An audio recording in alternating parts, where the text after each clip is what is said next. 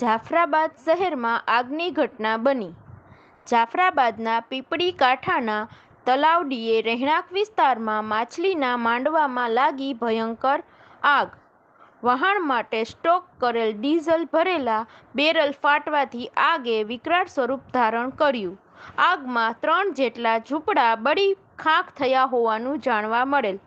આગ લાગતા થોડીવાર માટે અફરાતફરી સર્જાઈ, લોકોના ટોળેટોળા એકઠા થયા. આ ઘટના પગલે જાફરાબાદ મરીન પોલીસ પણ ઘટના સ્થળે દોડી ગઈ.